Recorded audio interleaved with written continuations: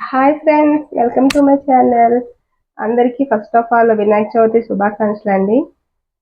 ఈ రోజు మేము వినాయక చవితి ఎలా చేసుకున్నాం ఏంటి అన్నది మీకు చూపిస్తానండి. ఫస్ట్ నేను అన్ని రేపు పొద్దునే లేచి 4:30 అలా లేచానండి. లేచి ఫ్రెష్ అప్ అయిపోయి ఇంకా పూజ గదా సర్దేసుకుని శుభ్రంగా వంటలు అన్నవి స్టార్ట్ చేశాను. అన్ని ప్రిపేర్ చేస్తున్నాను. ఇప్పుడు టైం వచ్చేసి 9 అవుతుందండి. ఇప్పుడు నేను ఇంక పూజ స్టార్ట్ చేయాలి. ఇంకా అన్ని సర్దుకుని పెట్టుకున్నాను నీట్గా, వంటలు కానీ దేవుడి మందిరం అవన్నీ కూడా డెకరేట్ చేసి పెట్టాను. మా వారు కూడా చాలా బాగా హెల్ప్ చేశారు. ఇంకా అన్ని రెడీ చేసుకుని ఇంకా నేను కూడా రెడీ అయిపోయాను. అలాగే ఇక్కడ మా రియో కూడా రెడీ అయిపోయింది. రియో రియో చూడండి, మా రియో కూడా మాకు స్నానం చేసి బొట్టలు పెట్టుకుని రెడీ అయిపోయిందండి. తిరుగుతుంది అన్నమాట. ఇంకా ప్రసాదం ఎప్పుడు పెడతామా ఇంకా అని. చూడండి, మా దేవుడి మందిరాన్ని అయితే ఇలా రెడీ చేశాను నేను. చూడండి, చాలా కలర్ఫుల్ గా చాలా బాగుంది కదా. ఇంకా పూజ అనేది ఇప్పుడు స్టార్ట్ చేయాలండి, ఇంకా స్టార్ట్ చేయలేదు. చూడండి, ఇది పాలవెల్లి వచ్చేసి మా వారు డెకరేట్ చేశారు అన్నమాట దీన్ని. ఇది ఇంకా పత్రి అవన్నీ కూడా మా చెల్లి వస్తుందండి హైదరాబాద్ నుంచి. ఇక్కడ దొరకదు, పూణేలో. తను తీసుకొస్తున్నారు, అత్తయ్య గారు పంపిస్తున్నారు. తను తీసుకొస్తుంది. సో కలర్స్ మధ్య పెట్టాను, వినాయకుని పెట్టాను. చూడండి, చిన్న వినాయకుడు. ఇది నేను మీషోలో ఆర్డర్ పెట్టానండి. ఎకో ఫ్రెండ్లీ మట్టిదే అండి వినాయకుడు. చాలా బాగుంది. 100 రూపీస్ అలా పడింది. ఆవుడు కూడా పసుపు వినాయకుడు, తాంబూలం, ఇంకా దీపాలు అవన్నీ కూడా వెలిగించాలి. అన్నీ నేను రెడీగా పక్కన పెట్టుకున్నాను. ఇప్పుడు పూజ అనేది స్టార్ట్ చేసి ఇంకా స్టోరీ అనేది చదవాలండి. ఇంకా ప్రసాదాలు కూడా రెడీ అయిపోయినాయి. అవి కూడా అన్ని చేసి పక్కన పెట్టాను అనమాట. మా ప్రసాదాలు చూపిస్తాను. పులిహోర, కేసరి, బెల్లం తాలికలు, పరమాన్నం, మామూలు కుడుములు, బెల్లం కుడుములు, చలివిడి, వడపప్పు, శనగలండి. ఇవి మా ఆచారం ప్రకారం మా ప్రసాదాలు. చూడండి, రెడీ చేసుకున్నాను. ఇప్పుడు పూజ చేయాలి. ఫస్ట్ అయితే తులసి చెట్టుకి అయితే ఫస్ట్ పూజ చేసేస్తానండి. ఆ పూజ అయిపోయాక దేవుడికి పూజ చేస్తే అప్పుడు కింద వినాయక పూజ అనేది చేస్తాను. అలాగే స్టోరీ అవన్నీ చదివి ప్రసాదాలు అవి పెట్టుకుంటాను. సో మీరైతే వీడియో అనేది స్కిప్ చేయకుండా చూడండి. ఇప్పుడైతే తులసి చెట్టు పూజ అయితే చేస్తానండి. ఇప్పుడే తులసి చెట్టుకి పసుపు, కుంకుమ, పువ్వులు, అక్షింతలు అవన్నీ పెట్టి ఇంకా దీపం, ధూపం అవన్నీ అగరబత్తి అవన్నీ వెలిగించి ఇంకా నేనైతే తులసి చెట్టు పూజ అయితే చేసేస్తున్నానండి. ఎప్పుడు ఫస్ట్ తులసి చెట్టుకి పూజ చేయాలి కాబట్టి ఫస్ట్ తులసి చెట్టు అయితే నేను మంచిగా పూజ అయితే చేసేసుకున్నాను. చూడండి, చేసేసుకుని ఇప్పుడు ఇంట్లో అయితే పూజ చేస్తాను దేవుడి మందిరంలో.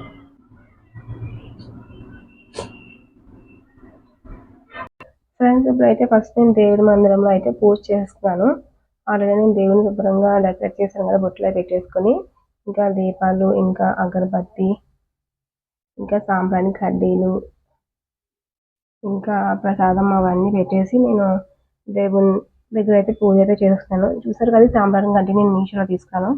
ఇలా ధూపం అనేది ఇలాగా ఒకలాగా మంచులాగా వస్తుంది అన్నమాట. ఇప్పుడే స్టార్ట్ అయ్యింది, ఇప్పుడే కదా వెలిగించాను. సో ఇలా అయితే నేను పూజ అయితే చేస్తున్నానండి.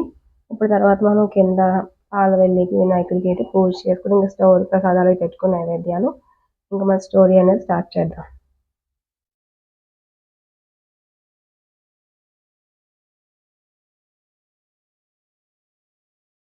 చూడండి, ఇది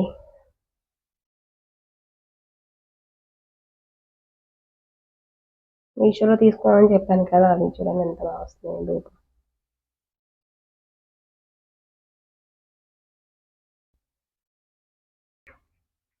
సో ఇప్పుడైతే నేను దేవుడికి మంత్రంలో పూజ చేసాను. ఇప్పుడైతే వినాయకుడి దగ్గర అయితే పూజ చేసుకుంటాను.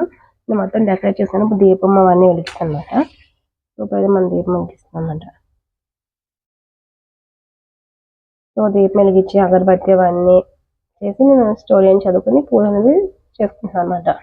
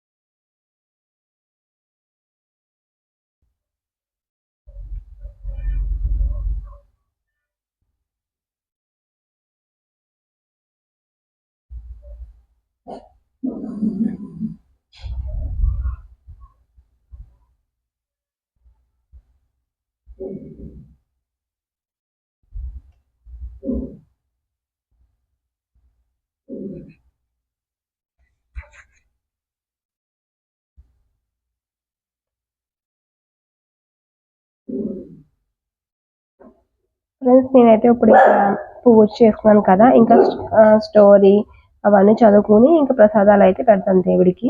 సో పైన నేను అదే స్టోరీ చదువుతాను ఫ్రెండ్స్. నేనైతే ఇప్పుడు స్టోరీ చదువుతున్నానండి. నేను నా దగ్గర బుక్ లేదు, అందుకే ఫోన్లో ఉంటుంది కదా గూగుల్లో. సో అందులో అయితే నేను పూజ చేసుకుంటూ కథను చదువుతున్నమాట.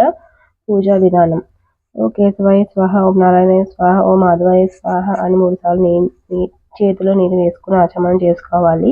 అనంతరం ఈ కింద శ్లోకాలను ఉచ్చరించాలి. స్వాహ నారాయణ స్వాహ, మాధవాయ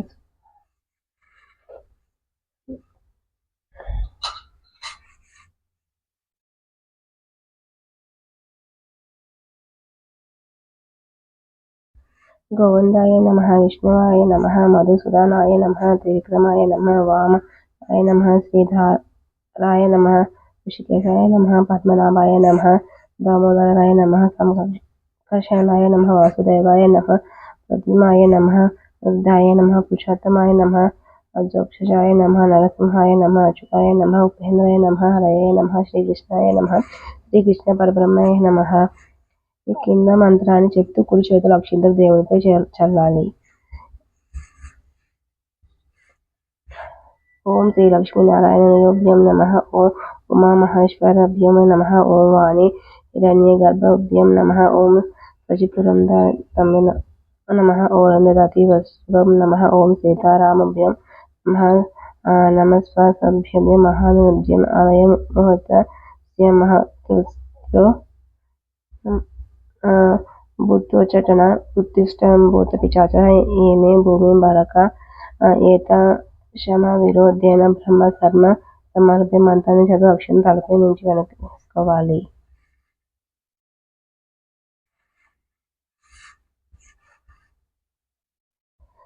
ప్రాయ నమ, ఓం భూం భూః భగ్ స్వః, ఓం మహ జం జం, ఓం పం వగ్ సత్యం, ఓం తత్సవితుర్వరేణ్యం భర్గో దేవస్య ధీమహి ధియో మనః ప్రచోదయాత్. ఓం ప్రచోదిత్ సోమృతం బ్రహ్మబుద్ధిర్వసువరోమం అపనిగ్రహం పరిత్రోవ సర్వవస్త్రంగతోన్మనః సంవర్ధ్య విరూపాక్షం బ్రహ్మం త్వరచుధి అని 4 దిక్కులు ఉచిత నీళ్లు చల్లి శుద్ధి చేయాలి.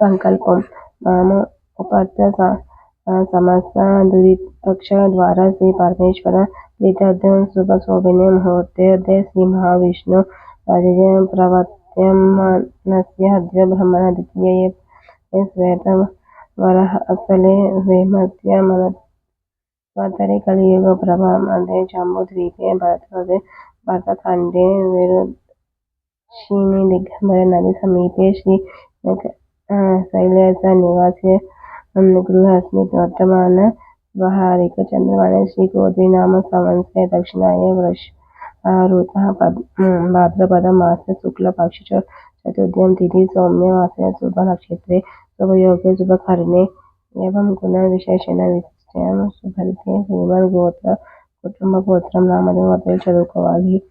పడిపల గోత్రం నితిన్ సాగర్ భాగ్యలక్ష్మి హరియో सकुटुंबैः क्षेमस्थैर्य विजय अभय आरोग्य ऐश्वर्य अभ्युदयं धर्मार्थ काम मोक्ष चतुर्विध फल पुरुषार्थ सिद्धार्थं पुत्र पौत्र वृद्धं सकल सर्वेषु सर्वसिद्ध दिग्विजय सिद्धान्ते श्रीवल सिद्धि विनायक देवता मुद्दिष्ट श्रीवल सिद्धि विनायके देवता पूजं करिष्ये आद्र निर्विघ्न परिश्रमार्थं श्री महागणपति పూజం కరిష్య అంటూ కుడి చెయ్య ఉంగరం వెలుత నీళ్లు ముట్టుకోవాలి.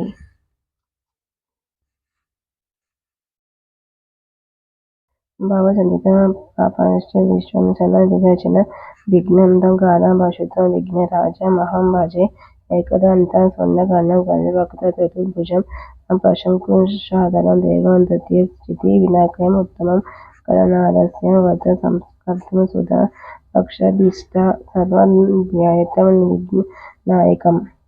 షోడోపచార పూజ ధ్యాయేత జననం దేవం తప కాంచన సన్నిభం చతుర్భుజం అహంకాయ సర్వభరణభూషితం శ్రీ మహాగణపతిపతయే నమః. ధ్యాయామి అచ్యుతాగత జగద్వంద్వ సురరాజాతి నాద స్వదజ్ఞ గౌరీ గర్భ సముద ఆవయామి. గౌరీపుత్ర నమస్తు శంకర ప్రియ నందన గృహనాద్యం మాయాదత్వం గంధం పుష్పకత్యోద్యమ ఆయుషమర్పయామి.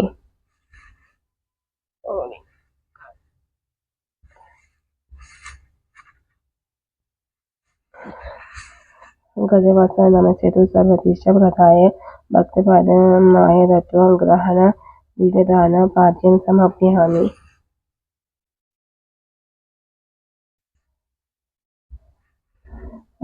అనాథనాథ సర్వజ్ఞ గిరిజన వర పూజిత గ్రహణ చమనం దేవ తుత్యం దత్వం మాయా ప్రజో ఆచమనం సమర్పయామి.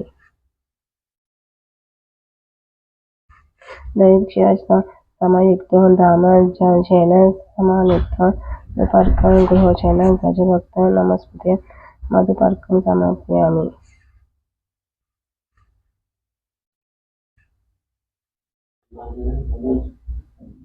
స్నానం పంచ అమృత గ్రహణ గణనాయక నాద స్వర్ణ గణ పూజిత పంచామృతం సమర్పయామి.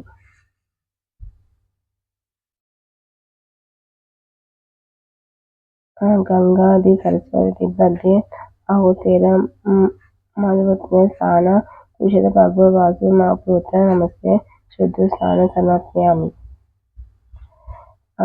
రక్త వస్త్రదానం చారు దేవయజ్ఞం మంగళప్రదం గృహణత్వం లంబోదర వస్త్రయజ్ఞం సమర్పయామి. రజితం బ్రహ్మసూత్రం చ కాంచనం స్వాతికం గృహణ సర్వజ్ఞ భక్త నమిష్టక ఉపరిమితం సమర్పయామి. చందనాలు కర్పూర కస్తూరి కుంకుమయుక్తం విపయం సూర్వశేష పీఠికం ప్రతిదినం కంద్యం సమర్పయామి. అక్షింతం దళితం దివ్య సాండులన్న శోభన్ గ్రహణం పర్వతం సమస్త అక్షింత సమర్పయామి. సుగంధి పుష్పిని జాజి ఖండ ముఖ నిత్య ఏకల్ప పదని గుణ సమస్కృతే స్వామి ప్రజాయని ఆతంగ పూజ పుష్పాలతో పూజించాలి.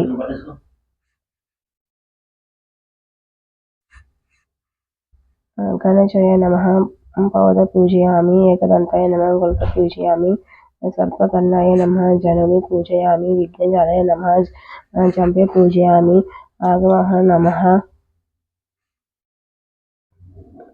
ऊरु पूजयामि, हेमम्बु नमः कण्डि पूजयामि, लम्बोदय नमः उदरं पूजयामि, गणनाथाय नमः नाभिं पूजयामि, गणेशाय नमः उदयं पूजयामि, सुन्दरकण्ठाय नमः कण्ठं पूजयामि, गजक्ताय नमः वक्त्रं पूजयामि, विघ्नमन्त्राय नमः नेत्रं पूजयामि, सुन्दरगणाय नमः कौलं पूजयामि, बालचन्द्राय नमः पूजयामि, सर्वेश्वराय नमः शिरः पूजयामि, विघ्नेशाय नमः सर्वाणि पूजयामि।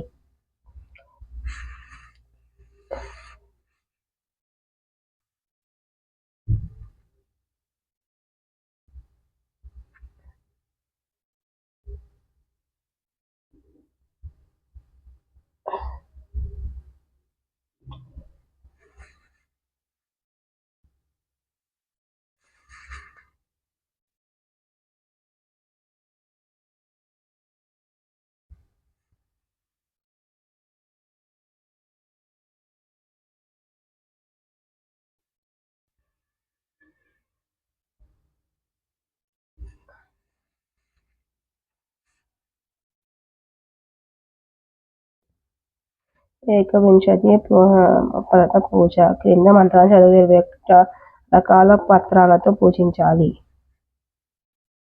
సుముఖాయ మార్చి పత్రం యోజయామి, గణాధిపాయ నమః బ్రహ్మతి పత్రం పూజయామి, ఉపపుత్రాయ నమః బిల్వ పత్రం పూజయామి, గజనాయక నమః ధూర్వ యజ్ఞం పూజయామి, హర సునమే నమః దతుర్ పత్రం పూజయామి, లంబోదరాయ నమః భద్రాది పత్రం పూజయామి, గృహగ్రజాయ నమః अपमर्ग पत्रं पूजयामि, गजकर्णकाय नमः तुलसी पत्रं पूजयामि, एकदन्ताय नमः चित्रपत्रं पूजयामि, उग्राय नमः करवीरपत्रं पूजयामि, भिन्नदन्ताय नमः विष्णुकान्तपत्रं पूजयामि, वदमेनः दातिनी पत्रं पूजयामि, सर्वेश्वराय नमः देवदारुपत्रं पूजयामि, बालचन्द्राय नमः मरकवतपत्रं पूजयामि, हेरम्बाय नमः सिन्दूरपत्रं पूजयामि, शूर्पकर्णाय नमः जाजिपत्रं पूजयामि, सुरागजाय नमः गाण्डवकीपत्रं पूजयामि, विभक्ताय नमः समीपत्रं पूजयामि, विनायकाय नमः अशुचपत्रं पूजयामि, सुरेशवित्ताय नमः अर्जुनपत्रं पूजयामि, लाय नमः अक्रपत्रं पूजयामि, श्रीगणेशाय नमः एकविंशतिपत्राणि पूजयामि।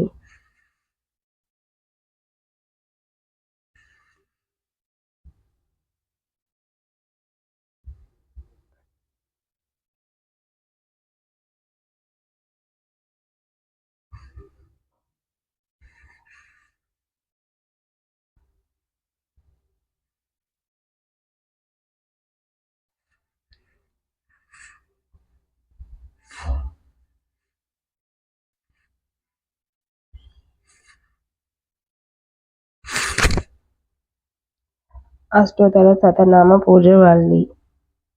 ओम गजनाय नमः, ओम गजदक्षाय नमः, ओम विष्णुराजाय नमः, ओम विनायकाय नमः, ओम देवमातुराय नमः, ओम दिव्यमुखाय नमः, ओम प्रमुखाय नमः, ओम सौमुखाय नमः, ओम कृत्याय नमः, ओम शुभादीपाय नमः, ओम सुखविनाय नमः, ओम सुरक्षाय सुखनिधाय नमः, ओम सुरक्षाय नमः, ओम सुरारिज्ञाय नमः, ओम महागणपतये नमः, ओम अनन्ये नमः, ओम महाकालाय नमः, ओम महाबलाय नमः, ओम हेरम्बाय नमः, ओम लंबो जठराय नमः, ओम हेयग्रीवाय नमः, ओम प्रथमाय नमः, ओम प्रजाय नमः, ओम प्रमोदाय नमः, ओम मोदकप्रियाय नमः, ओम विघ्नकर्ताय नमः, ओम विघ्नहन्ताय नमः, ओम विश्वनेत्राय नमः, ओम विकृतमाय नमः, ओम श्रीपदाय नमः, ओम श्री वाक्याय नमः, ओम शृंगेरिणे नमः, ओम अश्रिता वत्सलाय नमः, ओम शिवप्रियाय नमः, ओम शीघ्रकर्णे नमः।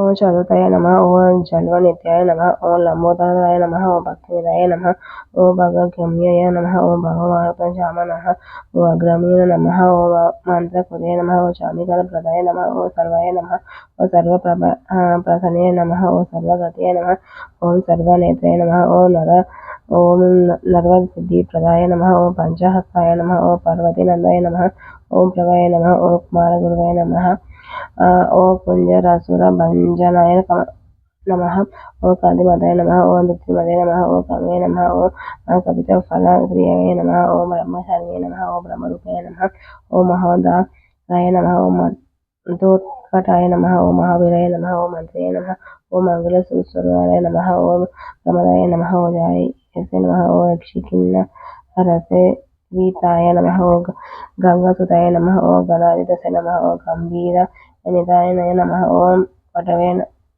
నమ ఓ జ్యోతిషాయ నమ ఓ ఆకర్షణ ఫల చిత్తబల నమ ఓ అష్టావరధాయ నమ ఓ మంగళప్రదాయ నమ ఓ అవస్థ రూపాయ నమ ఓ ప్రాణ పురుష నమ ఓ పురుషాయ నమ ఓ పుష్పవతే చిత్తహరణాయ నమ ఓ అగ్రయ నమ ఓ అగ్రప్రియాయ నమ ఓ అపకృత పరక్రమాయ నమ ఓ సతీతమే నమ ఓ సఖ్య నమ ఓ సారాయ నమ ఓ సార సంబోధిదాయ నమ ఓ మహేశాయ నమ ఓ విశుధంగాయ నమ ఓ మణికింకిరి వేళకర నమ ఓ సమంతవతమూర్తియే నమ ఓ నృత్య నమ ఓ బ్రహ్మనిధానమే నమ ఓ విష్ణువే నమ ఓ విష్ణుప్రియాయ నమ ఓం భక్త జీవితాయ నమ ఓ ఈశ్వరకాయ నమ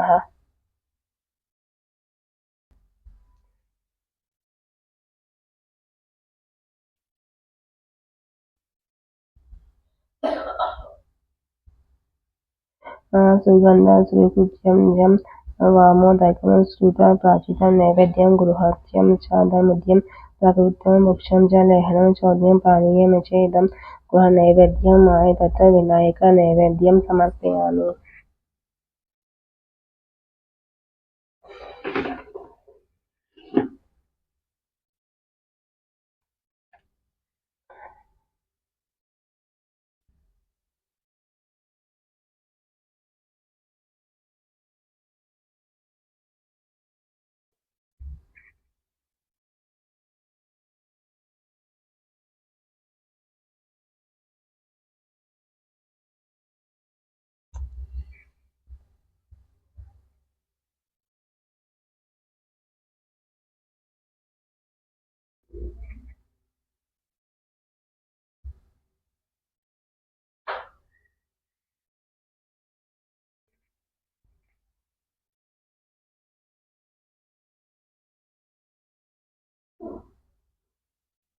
సచ్చిదానంద విఘ్నేశ్వర పుష్కరాణి దాన నిజ భూమిం సిద్ధార్థం భగవాన్ శ్రీకృష్ణ వినాయక సంపూర్ణ సువర్ణ పుష్పం సమర్పయామి.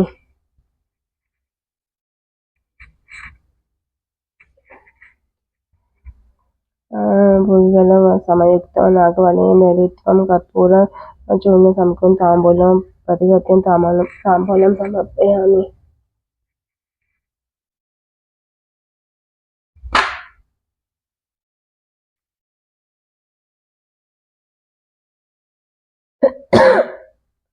బుద్ధవర్తి సహజ సకలేశ నిరజన మైదత్వం గృహవర్ధన నిరజన సమర్పయామి.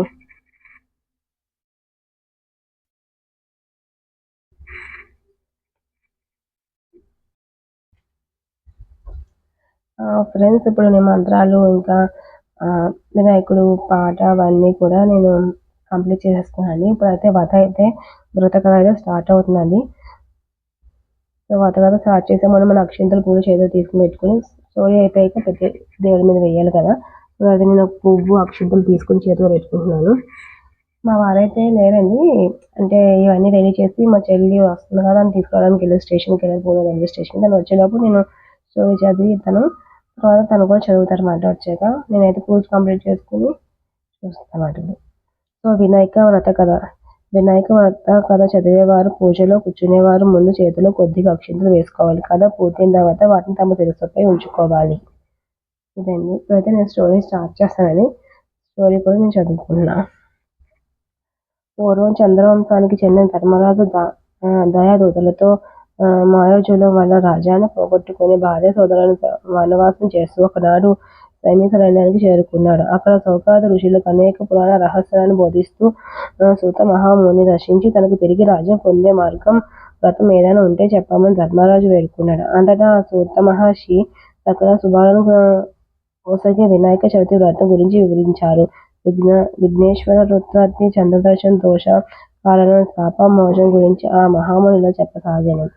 గజసురుడైన రాక్షసుడు తమ తపస్సుచే పరమశివుని మెప్పించి తనను ఎవరూ వధించలేని శక్తిని ప్రసాదించమని కోరాడు. ఆపై శివుడు తన ఉదయమునందే నివసించాలని కోరడంతో అందుకు శివుడు అతని శుక్షియందు బందీ అయినాడు. దీంతో అతడు అజేయుడైనాడు. తన భర్తకు కలిగిన ఈ స్థితి పార్వతీదేవికి చాలా దుఃఖితురాలైంది. దీంతో జగన్నాథ వైకుంఠానికి వెళ్లి విష్ణువును తన భర్తను విడిపించు ఉపాయం చెప్పమని కోరింది. విష్ణువు గంగిరెద్దుల వేషం ధరించి నందీశ్వరుని గంగిరెద్దుగా వెంట తీసుకుని వెళ్ళినాడు. గంగిరెద్దును ఆడించి గజసురుడిని మొప్పించాడు. ఈ ఆనందంలో ఏమి కావాలో కోరుకో అని గజసురుడు అనగా అదే సమయం కోసం ఎదురు చూస్తున్న శ్రీమన్నారాయణుడు నీ ఉదరం ముందున్న శివుడు తమ వశం చేయమని అడిగారు. తనకు హత్యకాలం దాపురించినదని గుర్తించి ఆ రాక్షసుడు ఆడిన మాట తప్పకుండా శుక్షియనున్న శివుని ఉద్ధరించి ప్రభు శ్రీహరి భావంతో నా జీవితం ముగిచున్నది. ప్రాణం విడిచి తర్వాత నా శిరస్సు త్రిలోక పూజితమగునట్లు నా చర్మమును నిరంతరం నీవు ధరించినట్లు అనుగ్రహించవలసిందని ప్రార్థించి తన శరీరమును నందీశ్వరుని వశము చేశాడు. నందీశ్వరుడు ఉదరమును చీల్చి శివునికి విముక్తి కలిగించాడు. శివుడు గజసురుని శిరస్సు చర్మం తీసుకుని స్వస్థానంలో ముఖ్యుడైనాడు. తన భక్తుడైన గజసుని కోరిక మేరకు అతడి ఉదరములో ఉన్న పరమేశ్వరుని శ్రీ మహావిష్ణువు విముక్తి కల్పించడంతో భర్త రాకకు పార్వతి కైలాసములో ఎదురు చూస్తుంది. శివుడి కోసం ఎదురు చూస్తూ స్నానానికి సిద్ధమైంది. స్నానానికి వెళుతూ దేహానికి నలుగురిని అద్దుకుంది. పరధ్యానములో ఆ పిండితోనే ఒక ప్రతిమను తయారు చేసింది. చూడముచ్చటైన బాలుడికి తండ్రి ఉపదేశించిన మంత్రం సాయంతో పార్వతి ప్రాణం ప్రతిష్ఠ చేసింది. గణాధిపత్యం. దివ్య సుందరమైన బాలుడి వాకిట కాపలా ఉంచి తను స్నానానికి వెళ్ళింది. అంతలో అక్కడికి వచ్చిన శివుడు ఆ బాలుని అడ్డుకున్నాడు. అగ్రహవేశాలకు లోనైన రుద్రుడు ఆ బాలుడి శిరస్సును తన త్రిశూలంతో ఖండించాడు. ఆ శబ్దాన్ని బయటకు వచ్చిన పార్వతీదేవి జరిగిన ఘోరం చూసి కన్నీళ్లు పెట్టుకుంది. దీంతో శివుడు గజముఖుడి శిరస్సును తెప్పించి ఆ బాలుకు అతికించి ప్రాణం పోసి గజాననుడు అనే నామకరణం చేశాడు. సర్వ విజ్ఞానాలకు ఒక అధిపతిని నియమించమని దేవతలు, మునులు, మానవులను పరమశివుని కోరుతారు. ఈ విషయంలో గణపతి కుమారస్వామి ఎవరిని నియమించాలో ఆలోచించిన పరమేశ్వరుడు మూలలోకాలలో పవిత్ర నదులన్నిటిలో స్నానం చేసి ఎవరు ముందుగా తన వద్దకు వస్తారో వారికి ఆ ఆధిపత్యం లభిస్తుందని చెబుతాడు.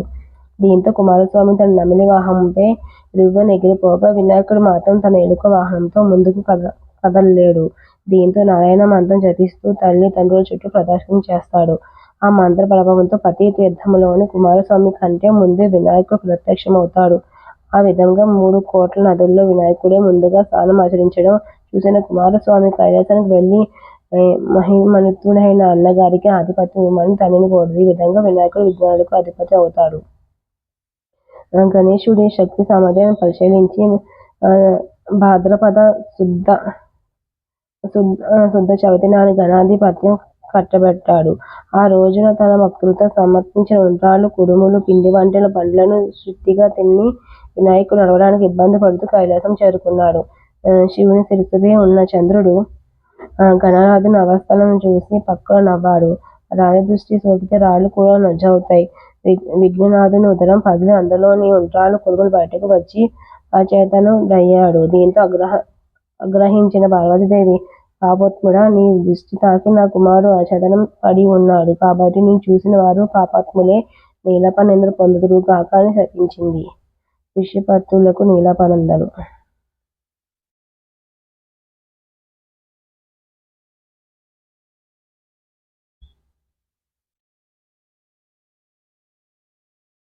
పార్వతీదేవి చంద్రుని శాపించిన సమయంలో సప్త ఋషుల భార్యలతో కలిసి యజ్ఞం చేస్తూ అగ్నిదేవుని ప్రదక్షిణం చేస్తున్నారు.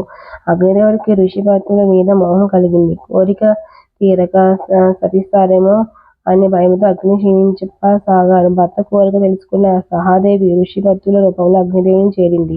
అగ్నిదేవునితో ఉన్నది తమ భార్యలేనని భ్రమపడిన సప్తఋషులు వారిని విడిచిపెట్టారు. ఆ శాపగ్రస్తుడైన చంద్రుడు చూడడం వలన ఋషులు భార్యలు నిరాపనిందలకు గురయ్యారని దేవతలు గ్రహించారు. వీళ్ళందరూ బ్రహ్మదేవునితో కలిసి కైలాసానికి వెళ్లారు. మరణించిన విఘ్నేశ్వరుని బ్రహ్మదేవుడు తిరిగి బతికించాడు. తర్వాత పార్వతీదేవి, అమ్మ, నీవు చంద్రునికి ఇచ్చిన శాపం వలన ఆపద కలిగింది, కావున శాపాన్ని ఉపసంహరించుకో అని కోరాడు. అప్పుడు పార్వతీదేవి, ఏ రోజున చంద్రుడు విఘ్నేశ్వరుని చూసి నవ్వాడో ఆ రోజు చంద్రుని చూడకూడదు అని శాపాన్ని సవరించింది. ఆ రోజు నుండి అందరూ భాద్రపద శుద్ధ చవితి నాడు చంద్రుని చూడకుండా జాగ్రత్తగా ఉండి సుఖంగా ఉన్నారు. ఇలా కొంతకాలం గడిచింది. సమంతకోపాఖ్యానం. ద్వాపర యుగంలో ద్వారకాలో నివాసం ఉన్న శ్రీకృష్ణుడు ఓ నారద మహర్షి కలిశారు. కాసేపు పిచ్చపాటి మాట్లాడాక, స్వామి, ఈ రోజు వినాయక చవితి. పార్వతీ శాపం కారణంగా చంద్రుడు చూడకూడదు. నేను వెళ్తానని కృష్ణుడికి చెప్పి నారదుడు వెళ్ళిపోయాడు. ఆ రోజు రాత్రి ఎవరూ చంద్రుని చూడకూడదని పట్నంలో శ్రీకృష్ణుడు చాటిపి వేయించాడు. శ్రీకృష్ణుడికి పాలంటే ఇష్టం. ఆ రోజు రాత్రి కృష్ణుడు ఆవు పాలను తాగుతుండగా పాత్రలోని పాలలో చంద్రుడు ప్రతిబింబం చూశాడు.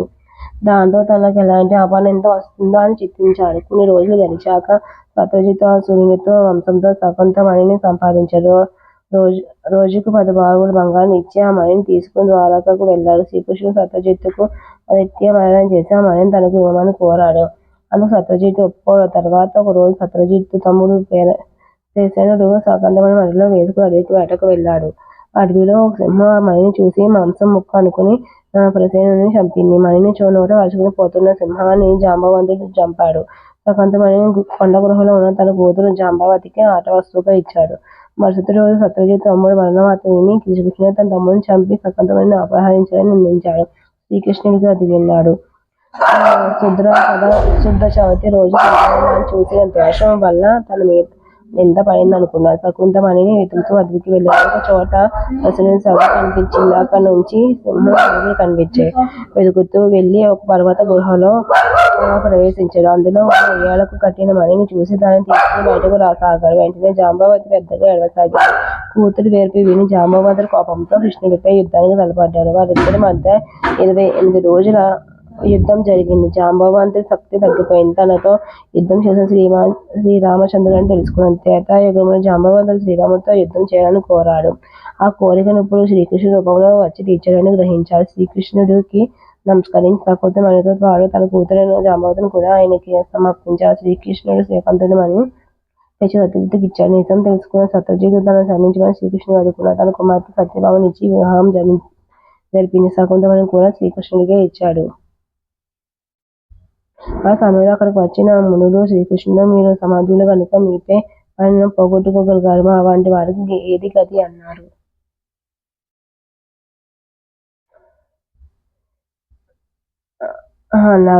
భాద్రపద శుద్ధ చవితి నాడు యథావిధిగా వినాయకుడిని పూజించి ఈ సమతకోపాఖ్యానాన్ని విని అక్షింతలు తలపై వేసుకున్న వారికి ఆ రోజు చంద్ర దర్శనం అయినా కూడా అపనిందలు కలగవు అని శ్రీకృష్ణుడే చెప్పాడు. ఆనాటి నుండి ప్రతి సంవత్సరం భాద్రపద శుద్ధ చవితి రోజు దేవతలు, మహర్షులు, మనుషులు తమ శక్తికి తగినట్టు గణపతిని పూజించి తమ కోరికలను తీర్చుకుంటున్నారు. ఈ కథను చదివిన గాని వినిన గాని తలపై అక్షింతలు వేసుకుని వినాయక వ్రతాన్ని ముగించాలి. చివరగా వినాయకుడు ఎదుట వీలైన గుంజలు తీసిన సాష్టాంగ నమస్కారం చేసుకోవాలి.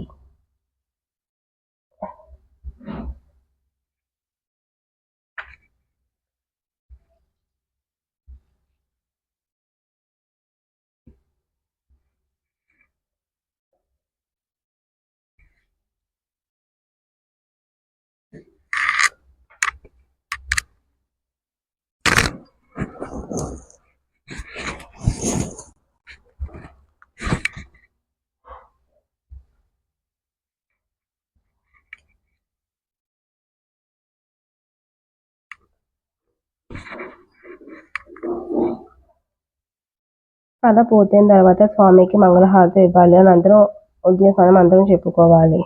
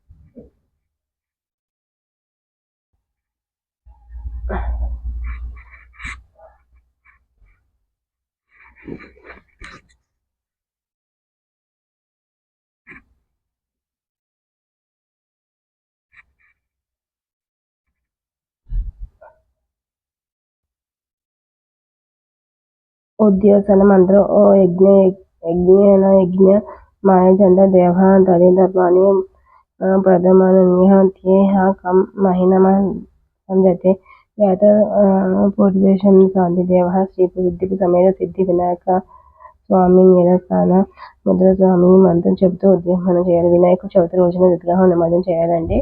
పూజ పూర్తయిన తర్వాత ఉద్యమనం చెప్పవచ్చు. లేదంటే ఏ రోజు విగ్రహం నిమజ్జనం చేస్తారో అప్పుడు మాత్రమే ఉద్యమనం చెప్పాలి.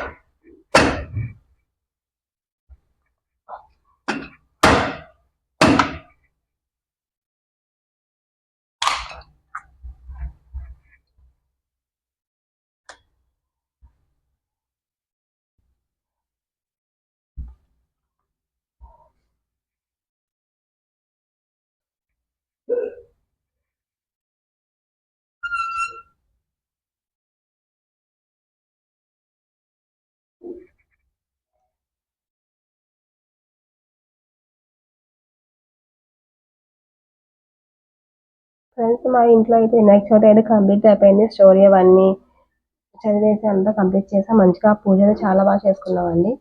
చూడండి ఎంత బాగుందో మా వినాయకుడు. మీకు చూపిస్తాను అన్ని క్లియర్గా. ఫ్రెండ్స్ చూడండి, ఇది మా వినాయక చవితి పూజ. చాలా బాగా జరిగిందండి పూజ. మా పిల్లలు చూసిన అంత బాగున్నాడో.